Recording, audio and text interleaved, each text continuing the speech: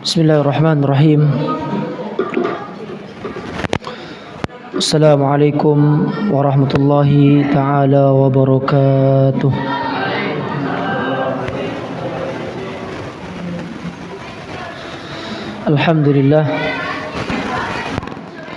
Alhamdulillahi rabbil alamin. Wassalatu wassalamu ala asyrafil anbiya'i wal mursalin wa ala alihi wa sahbihi ajma'in, amma ba'du. Subhanaka la ilma lana illa ma 'allamtana innaka antal alimul hakim wa tub 'alaina innaka antat tawwabur rahim. Allahumma ya rabbana bijahi nabiyyikal mustafa wa rasulika al-murtada tahhir qulubana min kulli wasfin yuba'iduna an musyahadatik wa mahabbatik wa amitna 'ala sunnati wal jama'ati wasyauqi ila liqa'ik ya dzal jalali wal ikram. Allahumma 'allimna ma yanfa'una wanfa'na bima 'allamtana wa zidna 'ilman wa ikhlasan bi rahmatika ya arhamar rahimin. Allahumma faqihna fid din wa 'allimna at-ta'wil bi rahmatika ya arhamar rahimin. Para hadirin yang dimuliakan oleh Allah Subhanahu wa taala, pada hari ini kita sudah memasuki tanggal 16 di bulan Ramadan. Yang kemarin saya katakan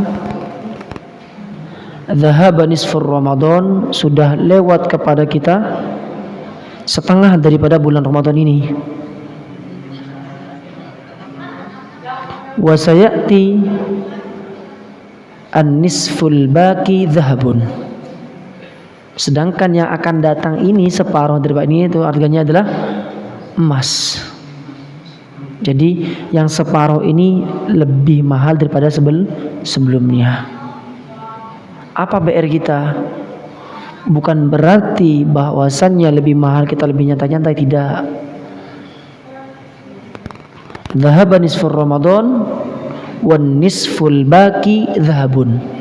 Sudah lewat kepada kita setengah daripada bulan Ramadan, dan yang akan datang itu seperti halnya emas.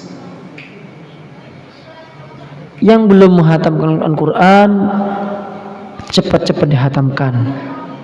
Yang sudah menghatamkan Al-Quran ditambah lagi hatamannya. Yang salat duhanya baru 2 rakaat ditambah lagi 4 rakaat. Yang salat tahajudnya bolong-bolong di setengah bulan Ramadan yang akan datang, yang sudah kita masuki, jangan sampai bolong. Yang mana salat tarawihnya bolong-bolong juga akan kita lebih perkuat lagi, karena sudah ada tanda emas di terakhir bulan Ramadan. Itu yang dimaksud para ulama, dhahaba nisfur Ramadan wan nisful baqi dhahabun. Lafadznya sama, dhahaba. Dhahaba, yang kedua dhahabun. Yang pertama dhahaba artinya pergi, yang kedua dhahabun artinya adalah emas. Lafadznya sama, tiga huruf. Dzal, ha sama ba. Yang di bawah juga sama, dzal, ha sama ba, cuma memiliki arti yang berbeda. Jadi kalau orang tidak bisa memaknainya, tidak mengerti apa artinya, lafadznya itu sama dan maknanya sama, tapi beda. Yang pertama dzahaba, yang artinya sudah pergi. Contohnya ibu siapa namanya? Ibu Tarmi. Dhahabat ibu Tarmi. Arti dhahabat itu sudah pergi. Yang kedua dhahabun, yang artinya adalah emas. Jadi kalau Bapak Ibu sekalian melihat di TikTok atau di media sosial tidak paham, maka tanyakanlah. Fas'alu ahla dzikri in kuntum la ta'lamun. Maka tanyakanlah kepada ahlinya, biar tidak salah maknanya. Yang pertama diartikan pergi, yang kedua juga pergi. Akhirnya sama-sama pergi Ramadannya, nanti kabur akhirnya Ramadannya. Tidak seperti itu. Yang pertama sudah kita lewati dan perlu kita koreksi lagi. Apakah belum menghafalkan Al-Quran, belum sholat tahajud, belum sholat hajat, belum sholat witir, belum sholat yang lainnya. Kita sudah nyampe di bab tentang keutamaan bulan Ramadan. Ada apa sih di bulan Ramadan? Apa keutamaannya bulan Ramadan? Ketika Allah Subhanahu wa taala mewajibkan kepada umat Nabi Muhammad SAW tentang puasa, kewajiban berpuasa di bulan Ramadan, pasti ada keutamaannya, ada kemanfaatannya dan lain-lainnya. Yang kami sebutkan kemarin, kemanfaatannya adalah untuk menyehatkan badar. Yang nomor 2, untuk menambah akal kita semakin pintar. Nomor 3, untuk menggampangkan kita melakukan ibadah. Nomor 4, menjauhkan kita daripada maksiat dan lain-lainnya. Sekarang ada keutamaan tersendiri di bulan Ramadan. Ada apa saja di bulan Ramadan ini yang selama kita melaksanakannya setiap tahun 1 bulan, yaitu 30 hari. Yang pertama, Allah Subhanahu wa taala berfirman, Syahrul Ramadan alladzi unzila fihi al-Qur'an hudan lin-nasi wa bayyinatin minal huda wal furqan. Sesungguhnya di bulan Ramadan ini Allah Subhanahu wa taala menurunkan Al-Qur'an kepada Nabi Muhammad sallallahu alaihi wasallam hudan linnas, untuk memberikan petunjuk kepada manusia, wa bayyinatin minal huda wal furqan, dan menjelaskan antara perkara hak dan perkara-perkara yang batil. Apa tujuannya Al-Quran? Untuk menunjukkan manusia ke jalan yang benar, ihdinas siratal mustaqim, dan agar membedakan antara perkara yang haram, perkara yang batil, dan perkara yang benar, dan itu hak. Contohnya Allah Subhanahu wa taala berfirman, wala taqrabuz zina, dan janganlah kalian mendekati zina. Sebagian orang mengartikan kalau dekat-dekat nggak boleh, kalau langsung boleh. Tidak boleh Bapak Ibu sekalian. Itu mimbabil aula. Dekat-dekat tidak boleh, apalagi langsung secara tutup poin. Wala taqrabuz zina, dan jangan sampai dekat-dekat kepada perkara zina. Di Al-Qur'annya tidak boleh dekat-dekat, kalau langsung nggak jadi masalah, enggak. Tetap dihukumi haram atau tidak boleh. Bahkan lebih kejam kalau kita langsung melaksanakan zina, muqaddimah zina, pacaran dan lain-lainnya. Keluar sama muslim yang bukan muhrimnya. Apalagi sekarang, ibu izinnya bu ya, ya hati-hati ya. Mau kemana? Mau ketemu sama pacar katanya. Diperbolehkan izin oleh orang tuanya. Padahal masih belum ada ikatan yang resmi atau dihalalkan oleh seorang suaminya. Wa fi hadza dalilun, ayat Al-Qur'an tadi, syahrul Ramadan alladzi unzila fihi al-Qur'an hudan lin-nasi wa bayyinatin minal huda wal furqan, menjadi dalil afdaliyatu hadzal syahr ala baqiyatish syuhur. Ayat Al-Quran tadi yang saya bacakan menunjukkan bahwasannya, yang pertama, bulan Ramadan ini paling mulianya bulan daripada bulan-bulan yang lain. Di antara bulan-bulan yang lain ada bulan apa bu? Bulan Rajab, ada bulan Muharram, ada bulan Dzulqa'dah, ada bulan Dzulhijjah. Di antara 12 bulan, ayat tadi menunjukkan bahwasannya bulan Ramadan ini lebih utama, lebih afdal daripada bulan-bulan yang lain. Kenapa? Salah satu alasannya karena diturunkannya Al-Quran yang untuk menjelaskan kepada umat Nabi Muhammad SAW antara perkara yang haram dan perkara yang halal, serta menunjukkan kepada jalan yang benar. Itu ihdinas siratal mustaqim, jalan yang lurus, bukan belok-belok kanan kiri, tidak. Jalannya siapa? Siratal ladzina an'amta alaihim, itu jalannya yang diberi oleh Allah Subhanahu wa taala kenikmatan, yang diberi petunjuk. Ghairil maghdubi alaihim, bukan jalannya orang-orang yang dibenci oleh Allah Subhanahu wa taala. Itu jalannya orang siapa? Al-Yahudi. Waladdallin, dan juga bukan jalannya orang-orang yang tidak diberikan jalan yang benar, yang tersesat di jalan itu jalannya orang-orang Nasrani. Jadi Al-Fatihah itu semuanya doa, Bapak Ibu sekalian. Semakin mengerti artinya surat-surat seperti Al-Fatihah, surat-surat pendek, semakin kita khusyuk kepada Allah Subhanahu wa taala dalam salatnya. Sudah tidak mengerti maknanya, malah memikirkan perkara-perkara yang lain.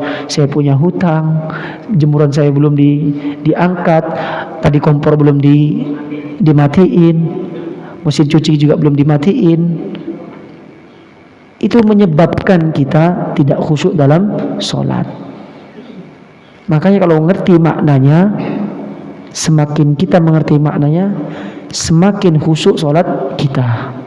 Contohnya, Bismillahirrahmanirrahim, dengan menyebut nama Allah yang Maha Pengasih dan Maha Penyayang. Alhamdulillahirabbil alamin, segala puji bagi Allah Subhanahu wa taala yang memiliki alam semesta ini. Ar-Rahmanir-Rahim, sama artinya tadi. Maliki yaumiddin, apa artinya? Yang memiliki alam semesta ini, rajanya para raja. Iyyaka na'budu wa iyyaka nasta'in, hanyalah aku menyembah kepadamu ya Allah, dan hanyalah aku meminta pertolongan kepadamu ya Allah. Ihdinas siratal mustaqim, berilah kami petunjuk jalan yang benar. Siratal ladzina an'amta 'alaihim ghairil maghdubi 'alaihim waladdallin. Amin. Setelah itu membaca surat Al-Kafirun. Qul ya ayyuhal kafirun, katakanlah kepada orang-orang kafir, itu Yahudi, Nasrani, non-Muslim dan lain-lainnya. Qul ya ayyuhal kafirun la a'budu ma ta'budun, kami tidak mungkin menyembah kepada Tuhanmu. La a'budu, saya tidak akan menyembah yang kau sembah. Wala antum abiduna ma a'bud, benar gak segitu? Coba ulang lagi. Qul ya ayyuhal kafirun la a'budu ma ta'budun wala antum abiduna ma a'bud, dan juga kalian orang-orang kafir, orang-orang Yahudi, orang-orang Nasrani tidak mungkin menyembah Tuhan saya. Wala ana abidum ma abattum, dan saya juga, kita semua tidak akan menyembah sedikit pun daripada Tuhan orang-orang kafir. Terus wala ana abidum ma abattum artinya sama, lakum dinukum waliyadin, saya punya agama itu agama Islam yang benar, dan kamu punya agama itu ya agama Yahudi atau Nasrani.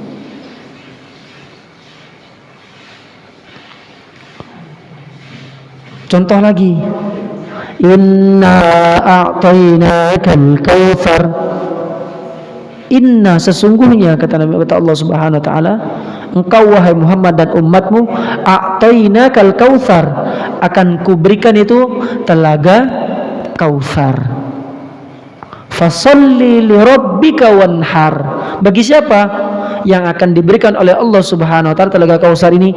Kepada orang-orang yang pertama adalah orang yang salat. Fasalli li rabbika wanhar, yang nomor dua bagi orang-orang yang menyembelih kambing di bulan Idul Adha. Masa lebaran Idul Fitri? Bukan lah ibu ya. Menyembelih kambing kapan waktunya? Bulan Idul Adha.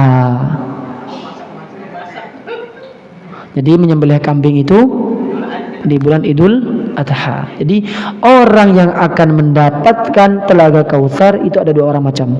Yang pertama adalah orang-orang yang sholat. Yang nomor dua, orang-orang yang menyembelih kambing karena Allah Subhanahu wa ta'ala. Maksudnya ini orang yang berkurban. Ada apalagi surat yang lain. Jadi semakin kita paham maknanya tentang sholat, lafaz-lafaz yang kita ucapkan, semakin juga kita khusyuk terhadap sholat kita. Paham ya?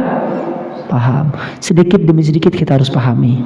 Walaupun sudah tua, walaupun udah umur 60, 70, tidak ada halangan untuk kita belajar ilmu agama. Saya malu Ustaz, enggak ada kata malu. Belajar itu dari kita dilahirkan sampai kapan? Sampai kita ditaruh di liang lahat. Jadi jangan sampai malu. Punya tetangga yang umur 80 tahun misalnya, saya pengen belajar, ajak ke sini.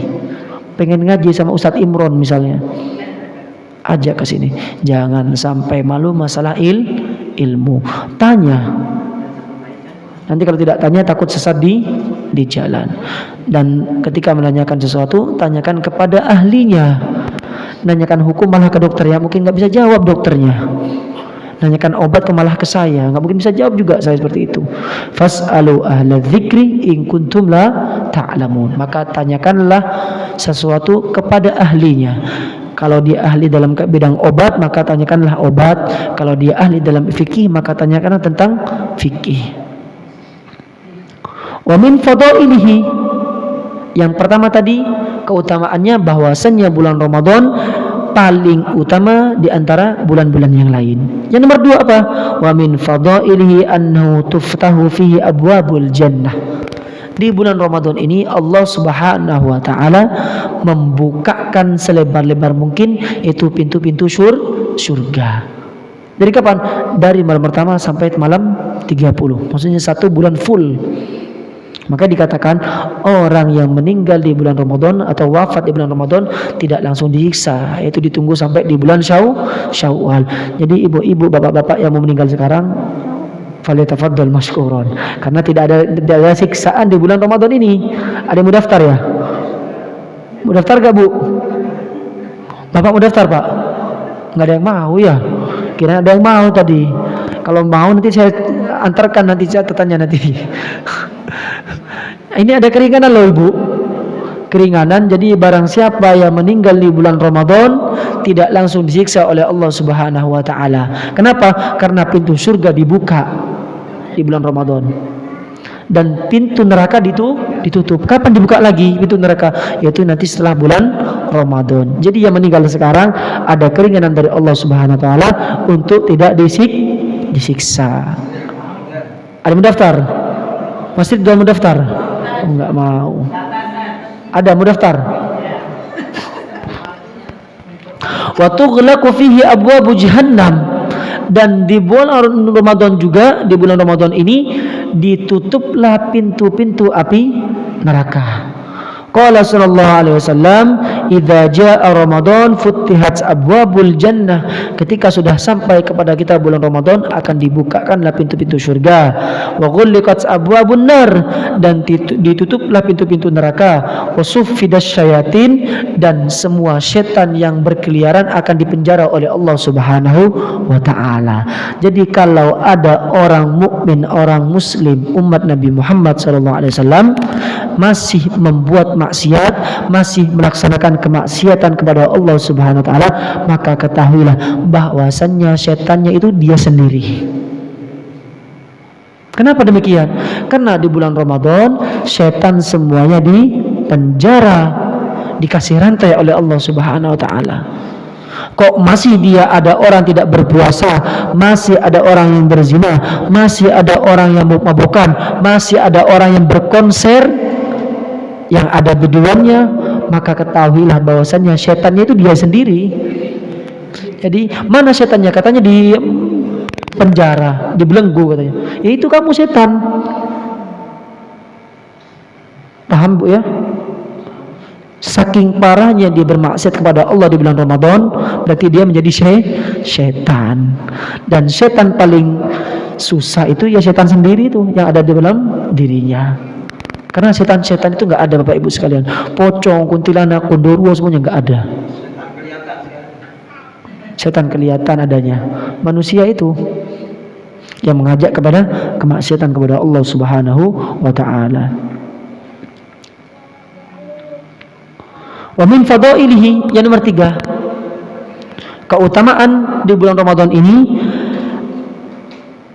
al-khisalul khams, diberikan kepada umat Nabi Muhammad SAW 5 perkara, yang mana 5 perkara ini tidak diberikan kepada umat-umat sebelum Nabi Muhammad SAW. Tadi yang pertama apa keutamaannya? Bahwasanya bulan Ramadan ini lebih utama daripada bulan-bulan yang lain. Yang nomor 2 apa tadi? Dibukakan pintu surga, ditutuplah api neraka, serta dibelenggulah setan-setan yang berkeliaran. Nomor 3, diberikan kepada umat Nabi Muhammad SAW 5 perkara yang tidak diberikan kepada umat-umat yang lain. Apa yang pertama? Khalufu famus shaimi atyabu indallah min rihil misik. Sesungguhnya mulutnya orang yang berpuasa min ummati Nabi Muhammad SAW itu lebih utama daripada bau misik. Itu yang pertama. Jadi 5 perkara ini tidak diberikan kepada umat selain umatnya Nabi Muhammad SAW. Yang pertama, bau mulutnya orang yang berpuasa lebih harum daripada minyak kayu misik. Wa tastaghfiruhum al-hitan hatta yuftiru. Nomor 2, para malaikatnya Allah Subhanahu wa taala memintakan istighfar kepada Allah Subhanahu wa taala sampai kapan? Sampai dia berbuka. Nomor 3, wa yuzayyinullahu azza wa jalla kull yawmin jannatahu. Setiap hari Allah Subhanahu wa taala di bulan Ramadan menghiasi pintu-pintu surganya, menghiasi surga-surganya untuk kepada orang muslimin min ummati Nabi Muhammad SAW yang meninggal di waktu bulan Ramadan. Itu nomor 3. Yang nomor 4, wa tusaffadu fihi murdatus syayatin fala yakhlusuna fihi. Sama kayak tadi. Yang nomor 4, setan-setan dibelenggu, tidak boleh berkeliaran. Yang nomor 5, wa yughfaru lahum fi akhir lailah. Maka akan diampuni dosanya semua yang dia lakukan nanti kapan? Di akhir tanggal 30 bulan Ramadan dari Allah Subhanahu wa taala. Jadi 5 perkara ini yang saya sebutkan tadi punya kekhususan diberikan kepada umat Nabi Muhammad SAW, yang mana umat-umat yang lain tidak diberikan oleh Allah Subhanahu wa taala. Maka beruntunglah kita semua menjadi sebagian jadi umat Nabi Muhammad SAW, walaupun puasanya juga malas, walaupun sholatnya juga bolong-bolong, walaupun ibadahnya masih banyak yang bolong-bolong. Akan tapi kita ditakdirkan oleh Allah Subhanahu wa taala itu khairul umam, paling bagusnya umat Nabi Muhammad SAW adalah umat Nabi Muhammad SAW. Jadi paling bagus umat dari antara nabi-nabi yang lain adalah umatnya Nabi Muhammad SAW.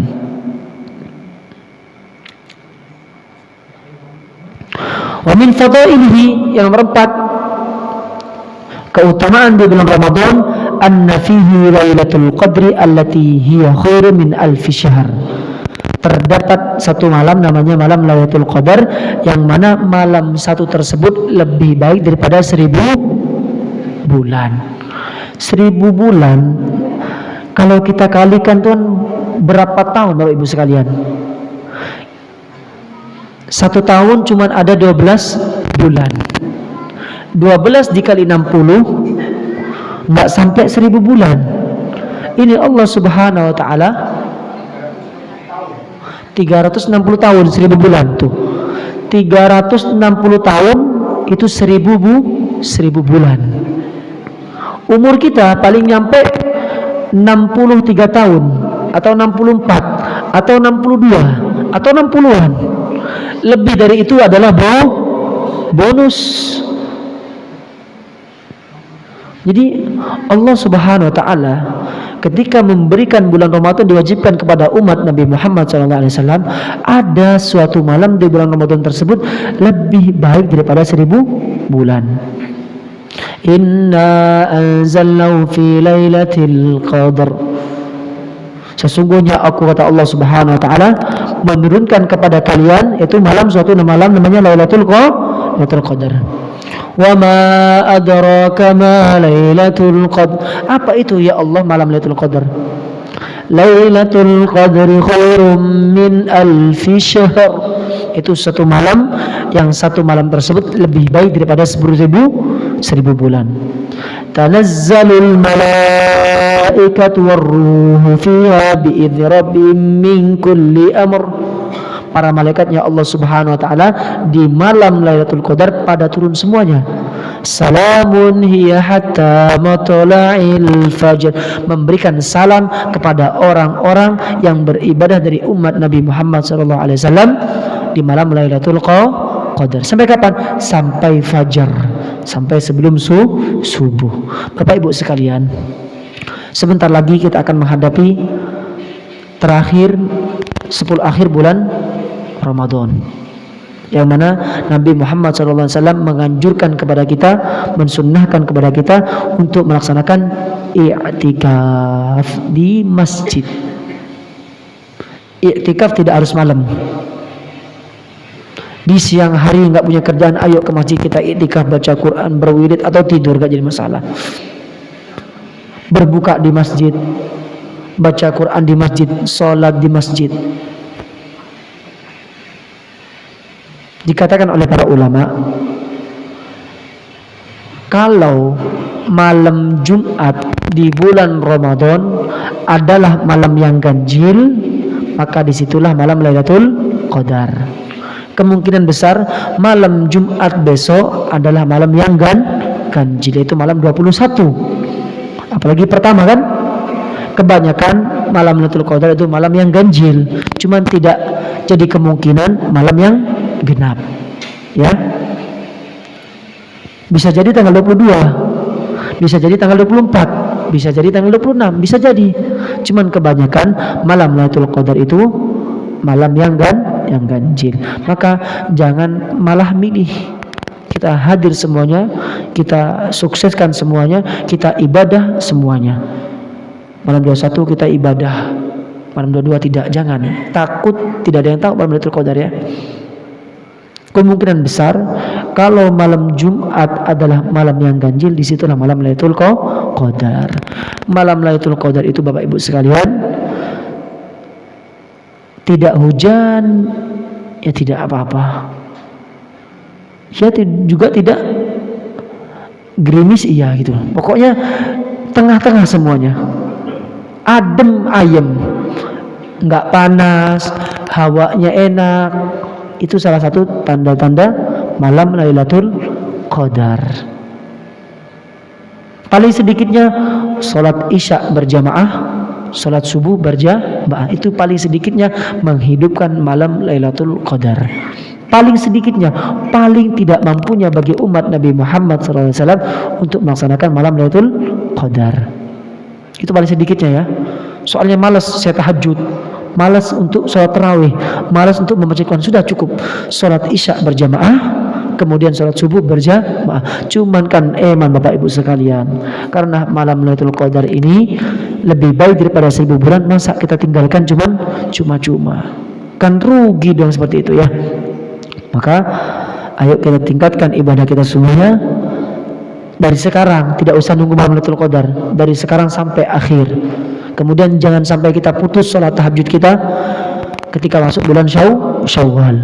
Sudah bulan Syawal sholat duhanya ditinggalkan, sudah bulan Syawal sholat tahajudnya ditinggalkan, sudah bulan Syawal sholat hajatnya ditinggalkan, sholat qabliyah ba'diyah juga ditinggal. Jangan.